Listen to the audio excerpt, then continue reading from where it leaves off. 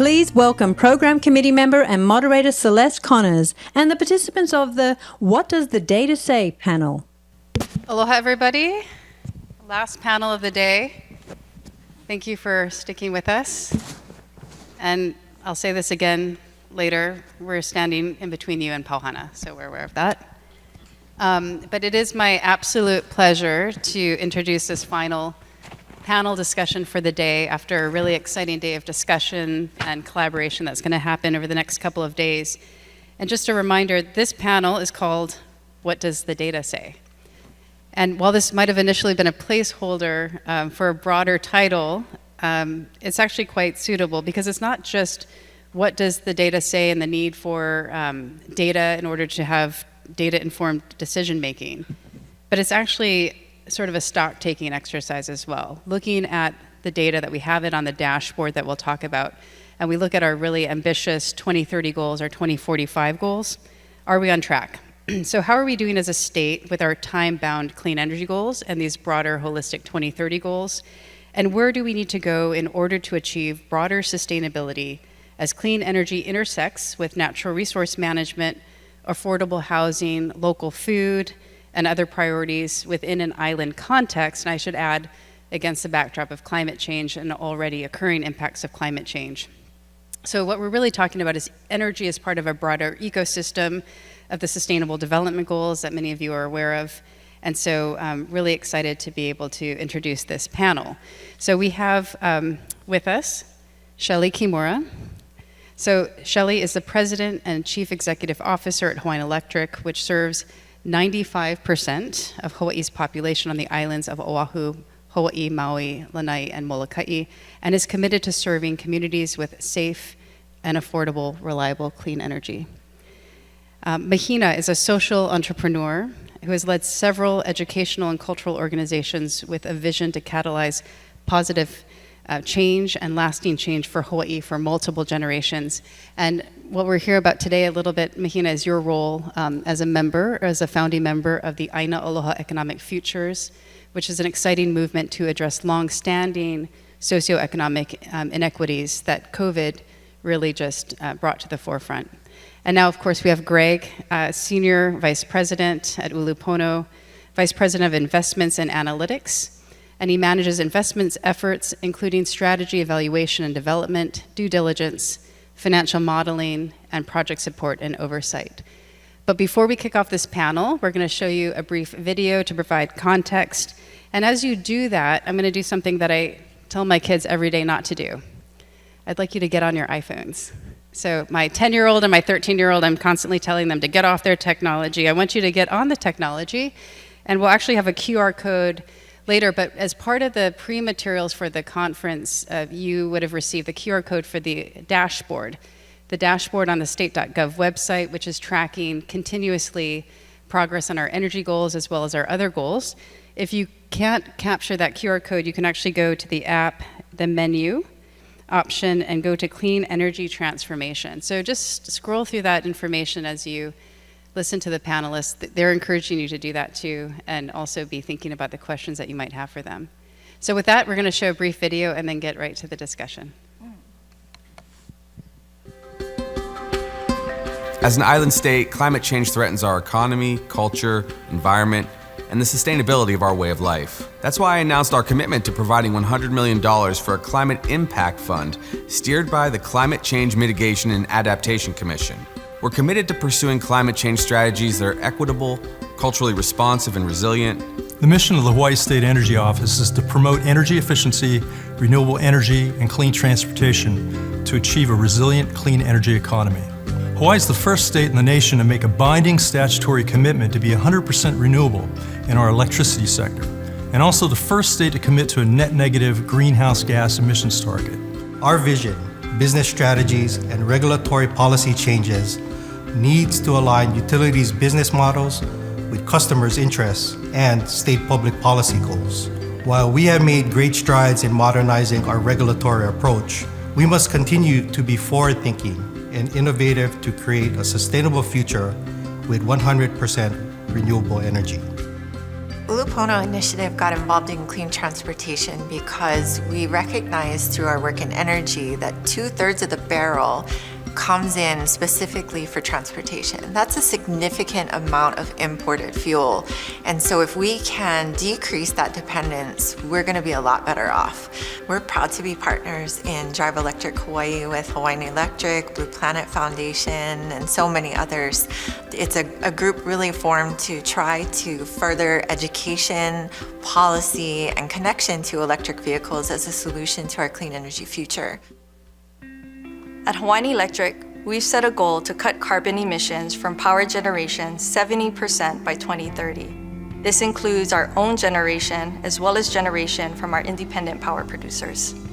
This is critical, not just for Hawaiian Electric, but for all Hawaii.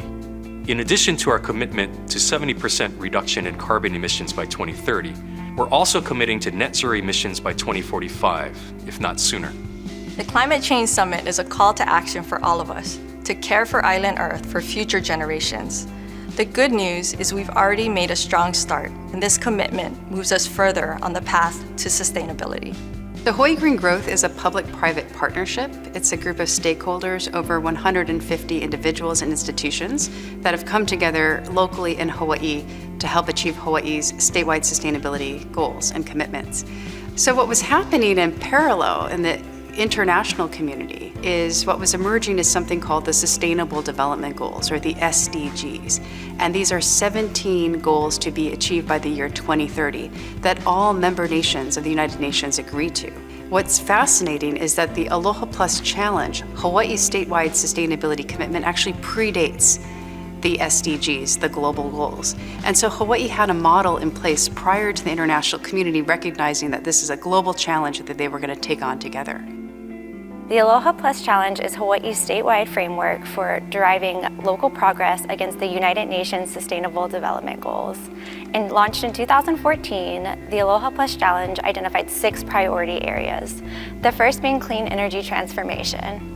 Our clean energy transformation goal built off of the Hawaii Clean Energy Initiative in 2008 and tracking our high-level statewide energy goals. Our second goal is our local food production that is reinforced by Hawaii 2050 Sustainability Plan and aims in doubling our local food production and consumption by 2030. Our natural resource management goal really builds off of our conservation commitments such as the Hawaii Freshwater Initiative, our Hawaii Interagency Biosecurity Plan, and our Hawaii 30 by 30 initiative. Our solid waste reduction goals aim to reduce the waste stream by 70% by 2030. Our Smart Sustainable Communities measures different areas such as affordable housing, disaster and resilience management, and really tracks against Hawaii's commitment to the Paris Climate Agreement. Our Green Workforce and Education emphasize quantitative and qualitative data measuring the importance of equitable access to education and jobs in our workforce. Our metrics are derived from our Hawaii Green Growth Network, which is comprised of over 150 partners representative of public sector, private sector, and civil society. Together, we can really drive impact and make change with our community.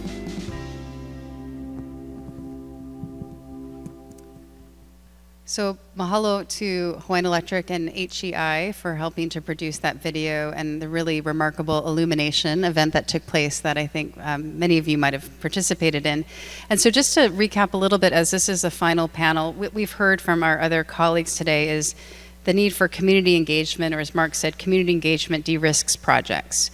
We've talked about trade-offs. I think Murray talked about trade-offs. Could be trade-offs, they could be synergies, they're both, but how do we make those trade-offs explicit and have a conversation about those?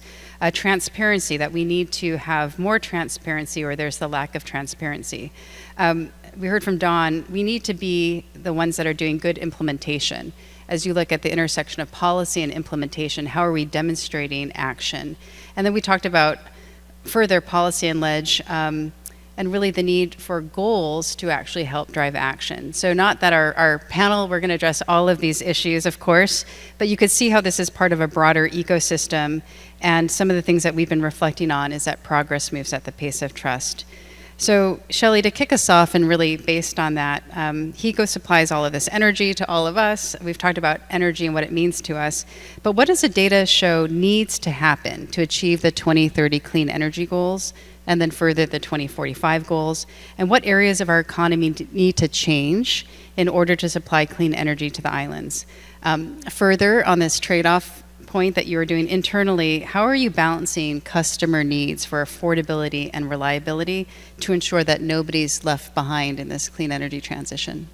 Okay, thanks, Celeste. And thanks for everybody who's sticking around to the end of the day. And that's okay if half of them are Hawaiian Electric employees. Thank you for staying. Okay, so if we can just go to the next slide, and I guess I'm doing that. Yes, I'm doing that. So let's start with, let me just share some slides to level set with where we're at. And I have to like sit up a little bit to be able to see the slides and what I'm showing you. So this is our renewable portfolio standard. And as many of you know, the renewable portfolio standard was adopted into law, and we need to hit 100% renewables by 2045, 40% by 2030. We've already hit our 2020 goal. We started off in 2010 at 9%. And through the work of many of you in this room and on this stage, together we've achieved 32% as of the end of last year. And so this has been an all-community, all-state effort to achieve that. Yes, absolutely. And now, over the next 7 years, we need to get to 70%. That's not the RPS law, but that is the goal that we have set for ourselves internally for Hawaiian Electric. And it just so happens, if we hit that 70% goal for RPS, that will achieve 70% reduction in carbon emissions by 2030. And as many of you know, the United States has set a goal to reduce carbon emissions by 50% by 2030. Hawaii recently adopted a law to reduce, I'm talking about economy-wide emissions now, economy-wide emissions by 50% by 2030. And so we believe that if we do our part and then some additional to get to the 70%, we can help Hawaii's economy achieve 50%. So I'll touch on that a little bit more in just a second. But as you can see, we really have to have action in this decade. We've done a lot of planning. We've talked about the integrated grid plan. That was 5 years in the making, and I appreciate people talking about that. There was a lot of stakeholder involvement. We've talked about the importance of community involvement in all the work we do. It's not only when a project is getting done. That is also very important. But we've been trying to integrate community and stakeholder involvement farther up the chain from the very beginning when we do our plans for every island on what the portfolio of resources needs to look like and the infrastructure that goes with that. And it's really important to get all of those perspectives on the table early and the diverse perspectives onto the table early so that that can be integrated into the plan up front. And that alleviates problems that are going to come along later. And then when we design our RFP, again, we go out, our RFP for resources, again, we go out, we get community feedback, we get community input. Again, trying to avoid the issues before we actually start doing the work, and a lot of resources are spent on doing the work, which hopefully sets developers up in a better place when they're actually doing the individual projects. I think there's so much more we can do as a state to help streamline that process, to help get greater alignment in that process, moving even further upstream in policy and looking at the entire portfolio of goals that we have as a state, not just energy, but food, housing, all requiring land. And that's going to be one of the most challenging issues we have in achieving these goals here. land and how it impacts our communities. And that's a much bigger goal than any individual project that we need to be able to figure out how we're going to address that as a state. In order to achieve the 70%, we also need to be quicker in how we get the projects done. So I just talked about a 5-year planning process for IGP. We're hoping that that investment of time in the planning allows us, all of us, to move much quicker from now until 2030. And so if and when the IGP gets accepted or approved by the PUC, then we can start executing on it. So issuing RFPs for the next round of resources, new programs, looking at what kind of infrastructure is needed. Earlier, someone talked about renewable energy zones. If we can do renewable projects in a more systematic way and planful way in renewable energy zones with common infrastructure that's thought through ahead of time, that's more cost effective and can be much quicker for all those involved in the process. And so by doing that, we'll also achieve our decarbonization goals, and we can get more procurements and RFPs done in a short period of time and get more resources into the ground. So I also want to share with you folks this decarbonization pathways study that we did with a firm called E3. And this is going to be introduced to you tomorrow, or it's going to be discussed in more detail tomorrow. But I wanted to raise it here to help everybody see all of the sectors involved in decarbonizing our economy. And this is a huge undertaking for our state. We did this study because we recognize that achieving our renewables goals is very important. But one of the reasons why we're doing it is the environmental impact. And carbon emissions is the ultimate goal that we need to address at the very end of the day. And so we started looking at decarbonization as a much more holistic way to look at that.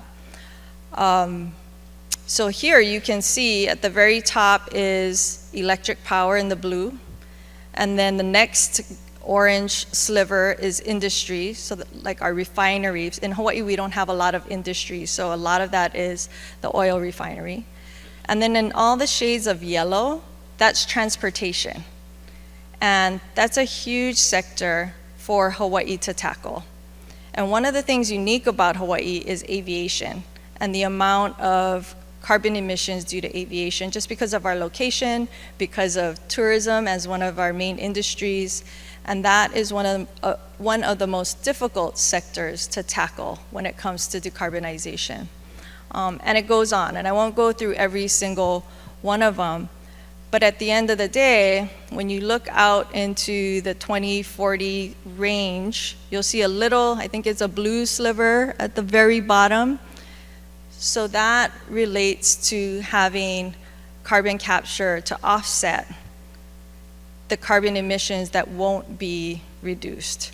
And through this study, we determined that that is going to be necessary in order to achieve net zero by 2045.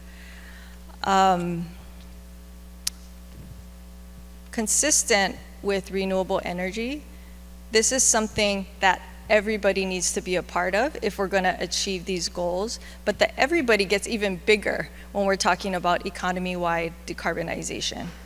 So let me go, well, before I move on, the other point I want to make is by doing this, we looked at what is our role in this kind of future and how much of the economy is going to look to electrification to decarbonize. And one of the conclusions coming out of this study is that the usage of electricity is going to about double by 2045. So if we think we have challenges today to achieve clean energy based on the demand we have today, we're doubling that by 2045. And so we talked about energy efficiency earlier. That becomes even more important. And that becomes even more of a kuleana that every person has, every sector has in achieving these goals here. So I wanted to share these maps with you just so you could get a visual of what it means to implement clean energy. And so each island has their own map. You can see Maui County is at 35%. You're also 35% renewable portfolio standard. You're also going to see at the bottom of those slides that amongst all the islands, on certain days, we're between 70 and 90% renewables. And so, that's a great achievement for our state. You can also see how many projects. So every dot is a generation facility. So it could be solar, it could be wind, solar plus battery, it could be a fossil fuel plant. But you can see how many of them there are. And I'm going to scroll through each island just so you can get a sense. This is based on what we have today and what's already in the pipeline. And if we're at 35% today, you know that we're going to need a lot more projects to achieve 100%.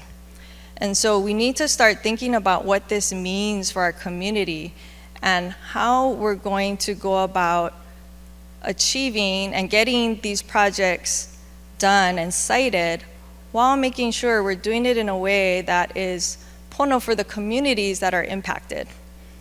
So these become very complex questions as we move farther along in this journey. And we had really great input this morning from several panelists, including Leilani, who talked about, from Molokai, if you folks remember, who talked about the knowledge and the wisdom of community to know what makes sense for them.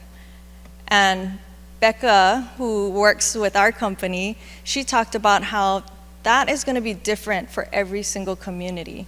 And there's where it gets more and more complex. But that's the hard work of talking with community, meeting with community to figure out what will work in every community.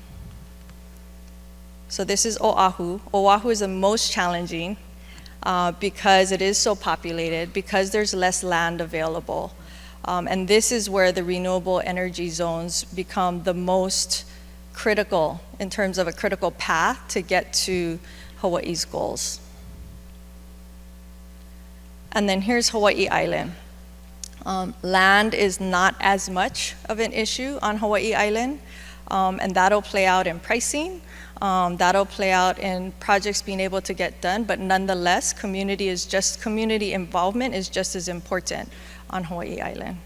And you can also see that they're at 47%, and this is the island that gets to almost 90%. Good job. And I think that was my last slide. And so some of the things that you asked about was, how do we make sure that we don't leave anybody behind, and what are those trade-offs? So the integrated grid plan asks and answers some of those questions because it's looking for the most economic way to achieve reliability and our renewable goals simultaneously. But what it doesn't do is it doesn't look at how costs and benefits should be allocated amongst all the parties that are involved. So it could be those parties that are providing the infrastructure and the resources. It could be customers, it could be communities, it could be customers with rooftop solar, customers without rooftop solar. That's where some of these equity questions start coming into play. So IGP is going to tell us on a societal basis what is the most economic and what makes the most sense. So if we all threw in, I'm going to make this up, but if we all threw in $1,000 and said, how do we best spend this money? IGP is going to give you that answer. But it's not going to tell you that, well, in the DER docket, this is how you should allocate costs and resources amongst parties. That's the hard work of regulation and programs and rate design that a lot of us are involved in. And so the equity part of the equation and not leaving anybody behind is one of the most complex parts of this journey, and sometimes the piece that's forgotten. So I'm really happy that we have an equity docket open now to help answer some of these questions. And so I'll pause there, and then I'll allow you to take it to the Yeah, mahalo, Shelee. Really exciting. And by the way, I saw some folks taking photos of the slides. It's available online. Yeah. Right. And so I've actually, and there's some printed versions, been carrying this around. I'm a very visual person. So when I see that, I can actually see the challenge that's ahead of us. But I'm also noticing that everywhere where there's these dots, there's communities there as well, right? So how are we balancing that? And some of the things, we have to move quickly, but then, because progress moves at the pace of trust, how are we doing it mindfully? Some things will be the same, but some things are uniquely different, right, in each individual community. So I think it's a perfect segue. Thanks, Shelee, over to you, Mahina. And the specific question I have is, and maybe you can solve the question that's come up in multiple panels, but we were talking about community engagement. As we work towards achieving Hawaii's ambitious 2030 clean energy goals, how can we be responsive to community needs? And further, what opportunities exist to increase community engagement to see projects succeed? Yeah, thank you. And thank you to Shelee. I really resonated with so much of what she said. In particular, she said that this is the decade of action. This is the decade of action. She also said that, to include and to be sure that there are diverse perspectives that are consulted and are engaged and are learned from early on, and not just early on. She also said throughout the process.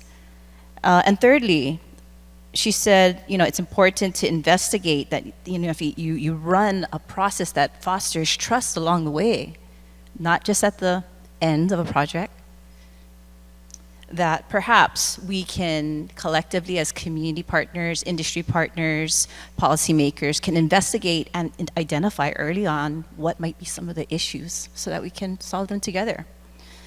Totally agree. And that's why, I'm joined here by, I have a colleague here, Na'alehu Anthony, who is also a co-founder of Aina Aloha Economic Futures.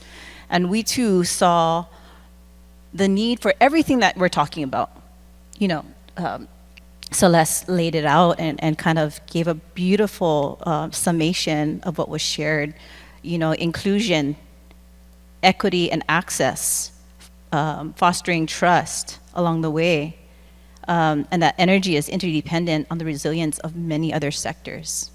So Aina Aloha Economic Futures came together during basically March 2020, or March or April of 2020, in the beginning of the shutdown. And we were frustrated. Myself and several other Kanaka Maoli were frustrated because there were announcements that were made that there were going to be state-level navigators that were going to help us find the way. However, when we took a look at who was being called to those tables to problem solve, we didn't see the nurses, we did not see the teachers, we did not see the community activists, we did not see the kupuna. And so we wanted to, instead of create a boardroom table per se, we wanted to create the largest round table that everybody could come to, kind of like that big family table everyone could come to, and you contribute what you can. And what you contribute, as long as it's grounded in a common set of values, we welcome and we value. So basically what I want to walk through is I'm just affirming everything that you folks have said throughout this day. And I also want to say we have communities and we have industry leaders and we have small businesses and nonprofit organizations that are doing exactly what we are aspiring to do.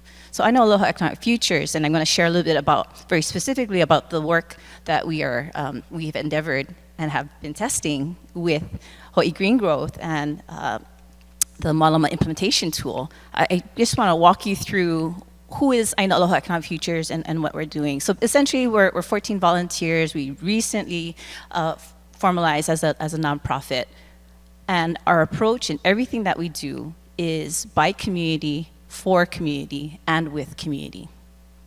So we have learned along the way to develop a 4-step process. So I'm going to quickly walk through our 4-step process. And if you want to learn more about our process, Aina Aloha, you can check out ainaalohafutures.com. So 4-step process of taking action again, to bring life of a resilient, regenerative economy through core values. And we know that a resilient economy is absolutely going to include a resilient and robust energy sector. So step one is declare core values. So introduce a set of core values. We have 4 core values that we believe are integral, that are place-based, and are also are relevant in all sectors. Step 2, set an action agenda, a collective action agenda. So develop a framework of actionable goals that will guide community proposals. But who should set this agenda? Is it the 14 co-founders? No. It's community. Step 3, and when I say community, community broadly. So it might be industry leaders, it might be school principals, it might be retirees, it might be military personnel. Step 3, develop proposals. And really honor that community. Actually, they have some really good ideas for solving some of the problems that we're talking about, and provide them opportunities to articulate what some of those prototypes might be. Step 4, take action and move forward and join forces across sectors towards these shared proposals that are grounded in place-based Hawaii ancestral values. And so I'm gonna share those 4 steps ultimately helped us to formulate a Aina Aloha rubric. So we have up to 10 dimensions, assessment dimensions.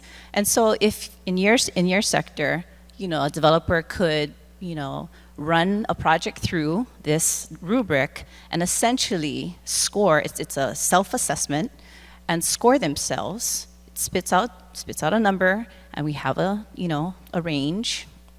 And it'll tell you whether, based on these dimensions, these criteria, whether you are moving more towards healthy, abundant, resilient Aina and communities, or farther and farther and farther away. Okay? Why do we think that's important? Is because, essentially, if we keep on talking about aspirations, but we don't have tools for which we can really come to the table, a circular table, where developers, where policymakers, and community leaders can come together around a shared tool, then that's where the misses occur. Like, how do we actually crystallize and define the metrics that are important to us, and then measure the progress that we're making? Certainly, folks at Hawaii Green Growth and with the Aloha Plus dashboard are leaders in this area. So I really want to, at this time, I want to really thank Celeste Connors and her desire. She was one of the volunteer facilitators. I forgot to mention in our 4-step process, we know that it worked. There's a level, we did some process testing, and we know that it resonated to a certain extent. Why? Because we have 3,000 signatories for our declaration. We have over 200 proposals in our step 3 that were submitted without any promise of funding or political leverage. Folks just wanted to share their best ideas. And then third, we had over 800 volunteer reviewers. I gotta say though, we borrowed a lot of your processes and adapted it as well, and it was great, because we got to learn from the Aloha Plus Challenge, Aloha Plus dashboard, and everything that's been working for them, and got to utilize that and adapt it in a place-based way as well. So moving to the Malama implementation tool, I'm just gonna briefly share, and then we can maybe unpack it a little bit more later on.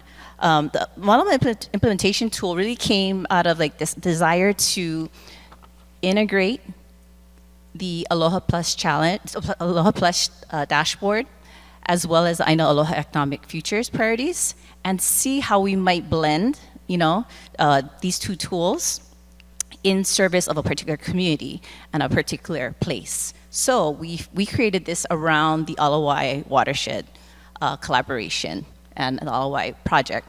We invited, thanks again to Celeste, we invited these international renowned engineers, Stantec, and I give them a lot of credit. You know, these were trained engineers who had not a lot of place-based knowledge and expertise. And what I appreciated as a, you know, community organizer is that they came into this conversation as learners, as co-learners, not necessarily as the experts, but came to the table with a lot of humility. And I was able to reciprocate, being myself and two other colleagues from Aina Aloha, able to reciprocate that humility. Like, we're gonna come to this together. We don't know how this is all gonna shape out, but we're going to galvanize and try something new around a common set of values. And essentially, it's a commitment to Hawaii as our homeland. That we all, it's a recognition that we have this abiding love, this abiding aloha, and therefore kuleana to Hawaii. So it's not, we're trying to break this dichotomy and these silos and really try to find the nexus for which we agree. Stop talking about the things that we don't agree on and start to talk about the things that we agree on. So we blended our two tools and birthed something new called the Malama Implementation Tool. And we're super excited about it because the Alawai Watershed Collaboration folks have been actively using it. Stantec engineers have been actively using this tool to determine you know, which projects they're going to move forward with. They've been using it to sequence their projects and a whole other cascade of benefits. So yeah, I'll just stop there. Yeah, mahalo Mahina. I think what the Malama implementation tool demonstrates is perhaps operationalizing trust. And what AEF did was very profound in that statement of intent of really the future we want for Hawaii, grounded in values. And I grew up in Hawaii and spent a lot of time in Washington, D.C. And those of you who've spent a lot of time in Washington, D.C. probably know they're not talking about values very much, but I think all of us here have been in conversations where right away we talk about our values. Is there aligned values? Is there pilina? And you also talked about, really what this is collective kuleana, and Shelee, you talked about this as well. There's the figurative table, but if you're at even the literal table, it's your kuleana to go back to your respective communities and socialize these projects. Because you can't, you know, say down the road, if we have done a community engagement process that it hasn't taken place, and how are we actually increasing efficiency along the way? So let's play around with this tool. I think how we apply it to really fast track operationalize trust. And Greg, I'm just gonna, I wanna get into a little bit of a dialogue, and Greg, though I wanna hear more about Ulupono and the things that you're looking at to make decisions, and specifically how you're actually using data, because you were sort of based on that data premise, looking at locally grown food. Another, you know, key goal for us, energy waste reduction, all of this reflected in our 2030 goals. So how does the understanding of community needs and data really inform where you are and Ulupono will focus on, or what you think we should focus on? Yeah, thank you. First off, I want to, thank you all for being here and staying through. I want to, thank you all on stage. Is really an honor and humbled to be sharing the stage with you all. It's great to be back here in person. In terms of Ulupono, it was really, almost created based on some of this data that has been shared throughout the day and been discussed in terms of, imported fossil fuels, our reliance on imports, food as well. I mean, the estimates, roughly 90% of our food is imported. So it was based on, really created up and based on that data. And it's really driven us at our strategy level down to our implementation level as we've evolved as an organization as well. And hopefully building off some of the points mentioned, right? Shelee highlighted the transportation sector as a large contributor, if not the #1 contributor to greenhouse gas emissions, and ground transportation being a big part of that. And I think she also mentioned if we go through this electrification pathway with Ron and renewable energy, it was what we doubling the load, of which electrifying ground transportation is a big part of that.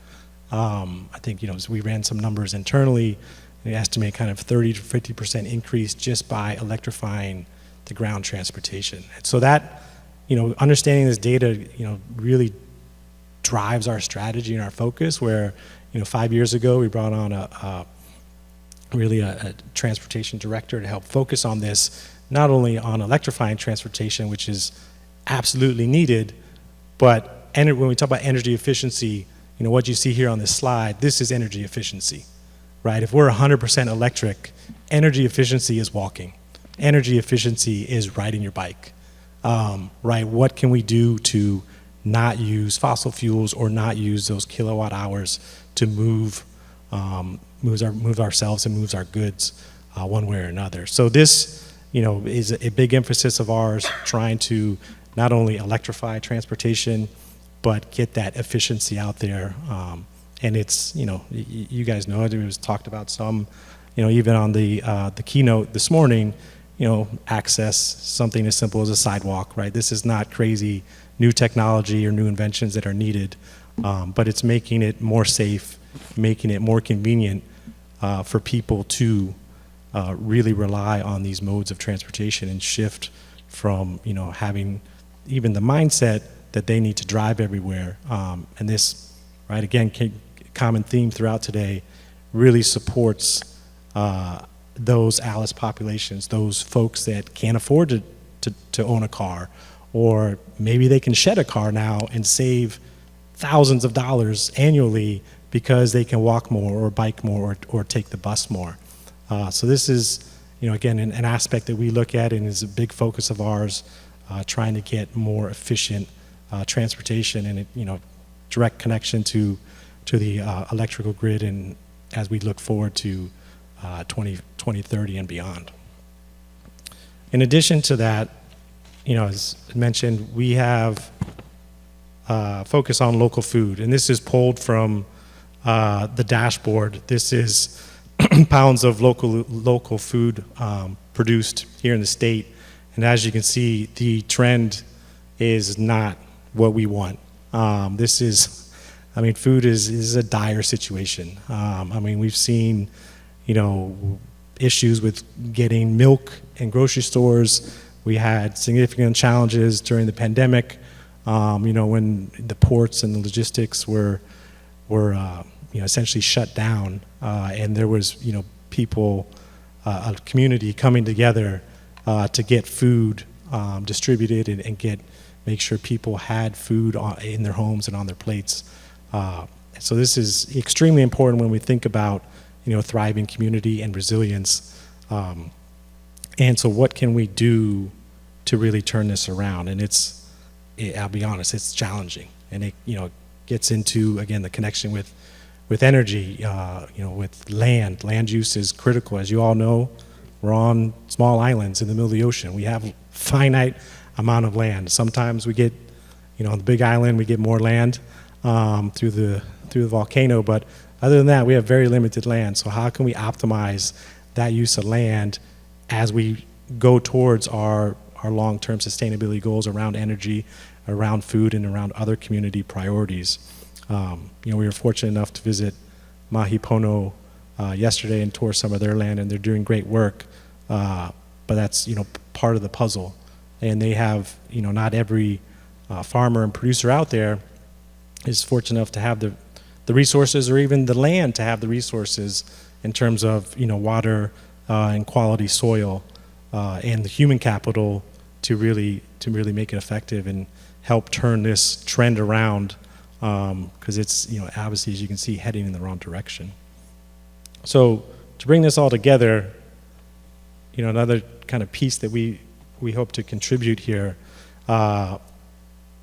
as we think about a lot of conversation around trade-offs and community needs, and I would say kind of community values and community priorities, and how do we have a conversation around that, right? These are tough conversations. You get everyone to the table, which is definitely part of the equation, and so much of what we do is try to help inform those conversations.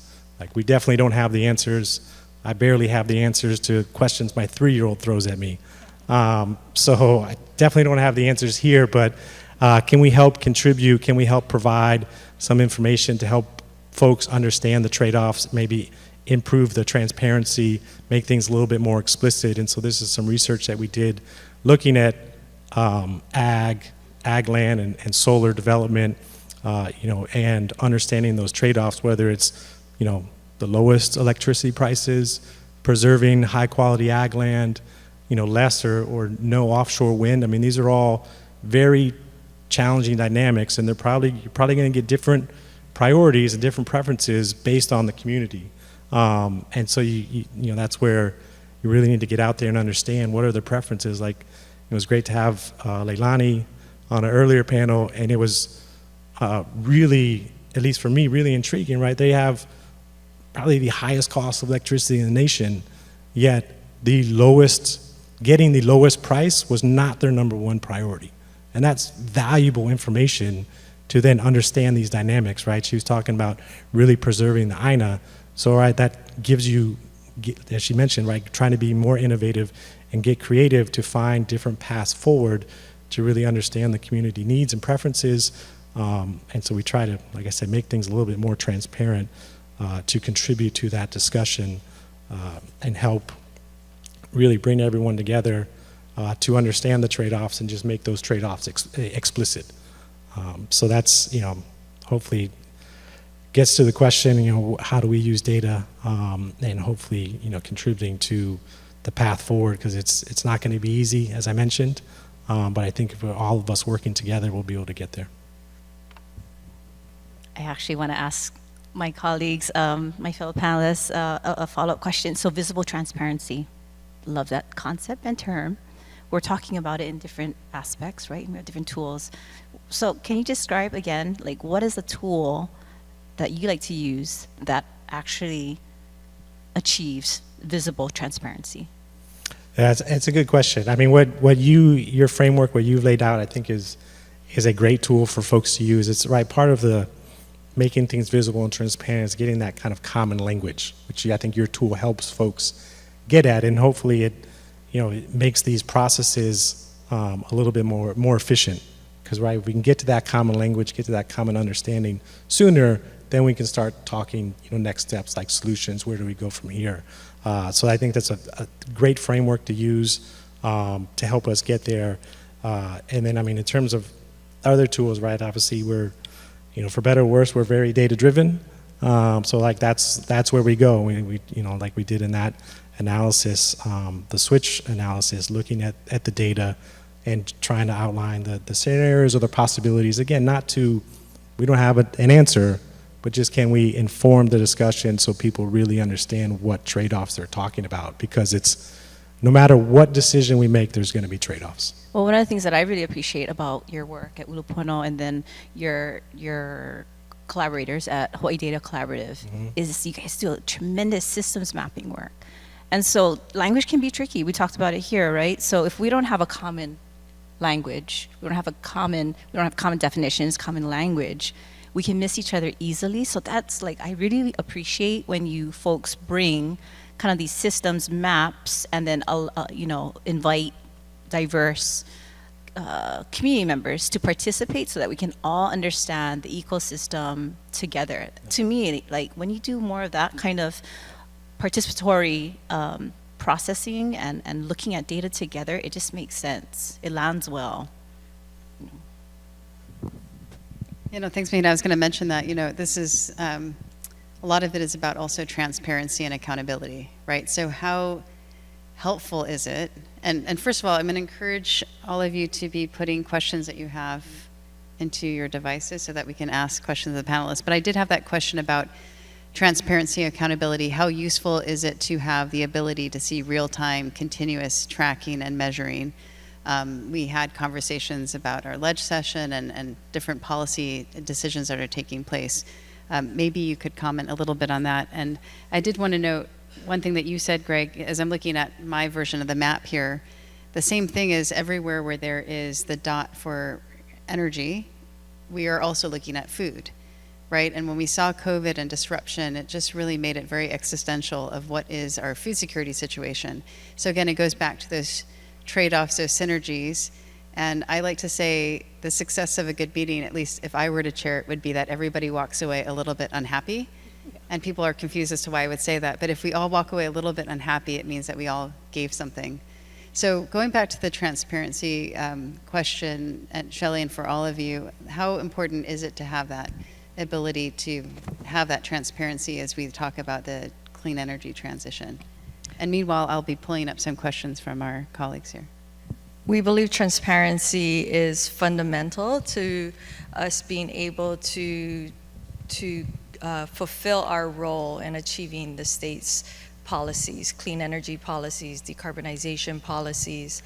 And this is something that we've been working on for many, many years to improve our transparency. And sometimes the challenge is doing it in a way that people understand and having that framework, right, that people understand. Sometimes our language and the work that we do can be really complex and not be in language that everybody understands.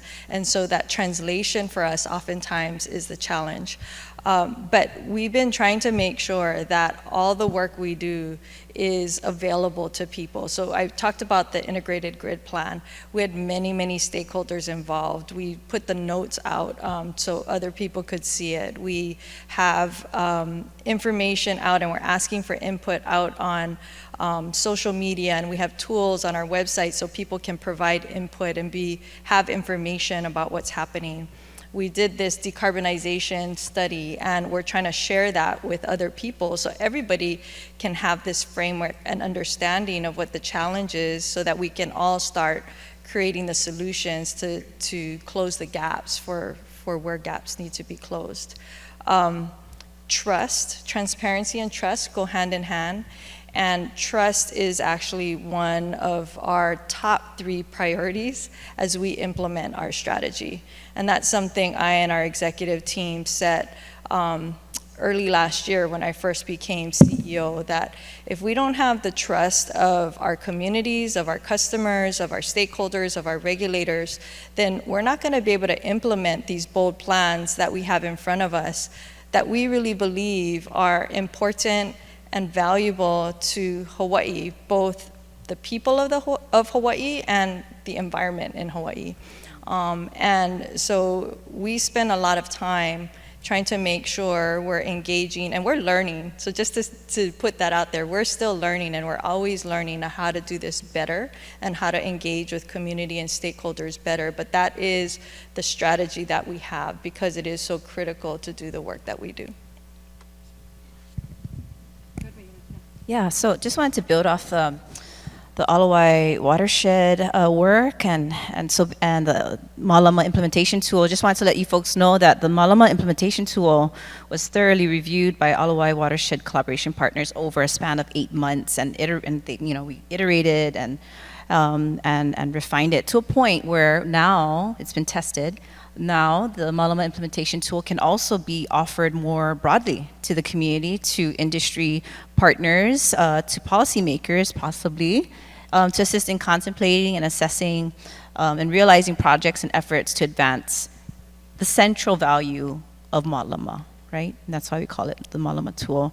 I mean, real quickly, too, I mean, the benefits, from the developer and policymaker perspective, some of the benefits might be support a user's ability to break down and visualize how their project impacts community well-being. And then also it can help to de-risk, some of these projects by including community early on and throughout the process. On the community benefit side, or the community side, some of the benefits of implementing the Malama implementation tool is a means for community to assess projects that are moving towards Aina Aloha, and for them to also determine if it's moving away or farther away from Aina Aloha, thriving, healthy, abundant ecosystems and communities. It also provides a means for community to demonstrate and articulate shared visible accountability. Yeah, no, thanks, Mahina, for walking us through that a bit. And actually, you're right. The Malama implementation tool was developed in context of looking at the Ulupono, sort of a complex project, looking at upper watershed management and flood risk and downstream. But with all the factors, and what it does is it integrates values with design engineering and time-bound goals. And so maybe my question also, as we go along, as we think about this, and I pull up these questions to you, Shelee, and Greg, as you learn about this tool, and as we think about accelerating trust-based processes, how would you see the Malama implementation tool being useful for you?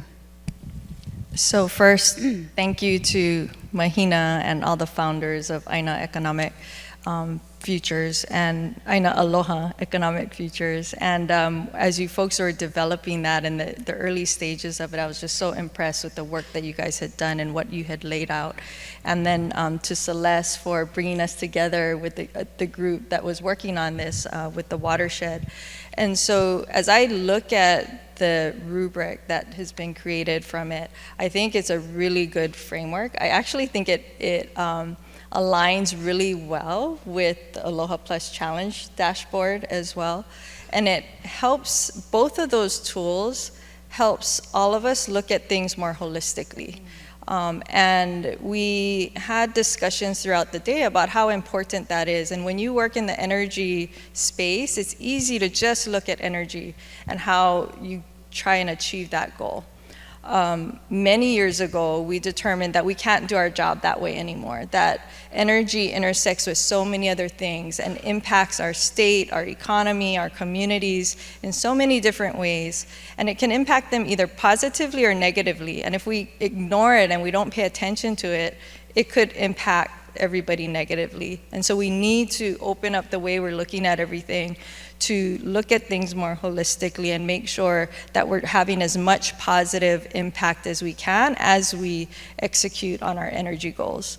And so a tool like this, I think both of these tools are helpful for, as you folks are talking about, having a common framework for us to have conversations about it, and to check ourselves, are we going through that thought process as we evaluate our projects and our strategies and our initiatives. So I think it's a really good tool.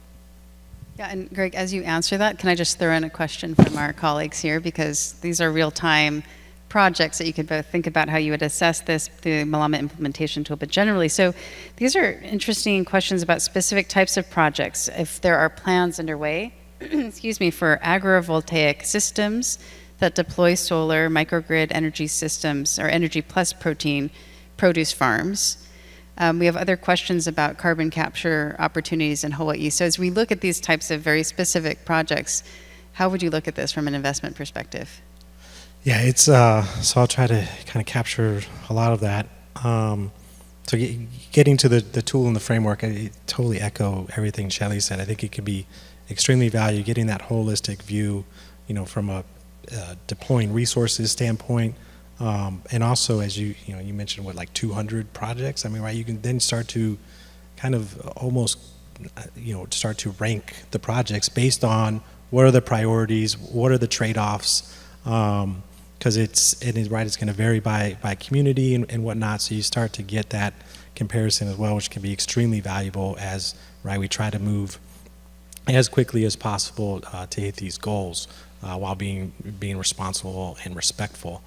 In terms of kind of the question on the solar and agrivoltaic, yeah, I think it was mentioned earlier, right, on a previous panel, I think AES or was it Clearway? I'm going to apologize, but they're doing some pilot project there. It is done in some other countries. We are have kind of waiting to see, right? It's complicated, and really can it be done at scale, right? I mean the project they're building right here in central Maui, I think, is like 600 acres.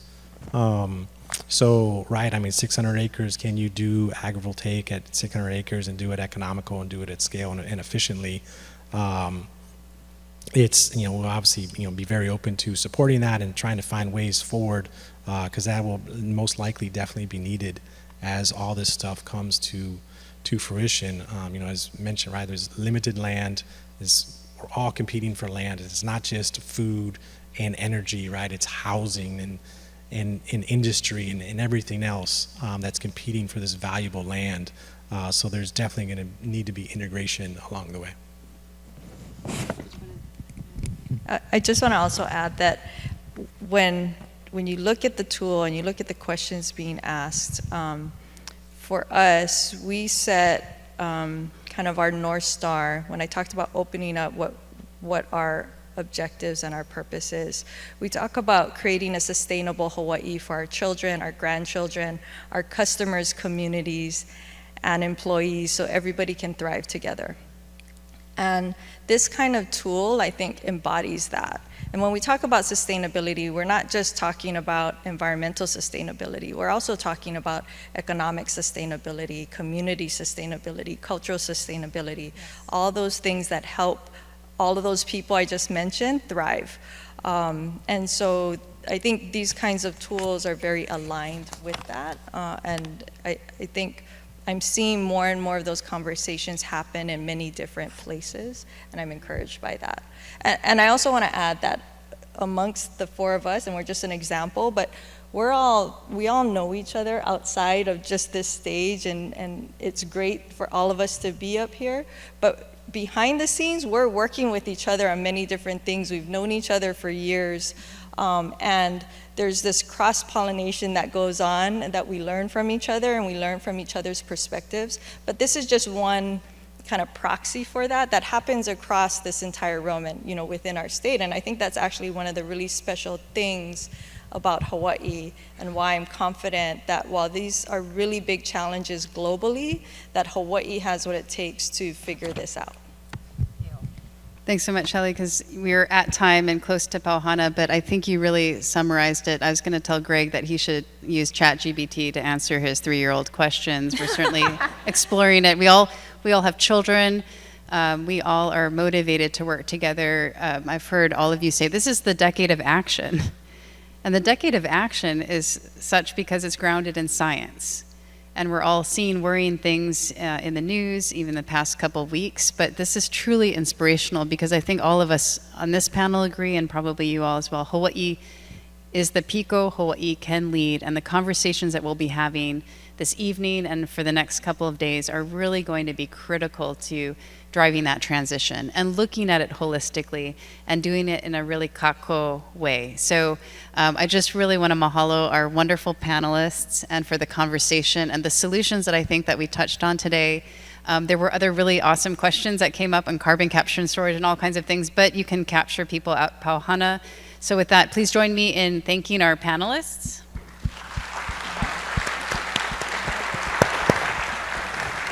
And our organizers. And with that, we look forward to seeing you at drinks. Mahalo.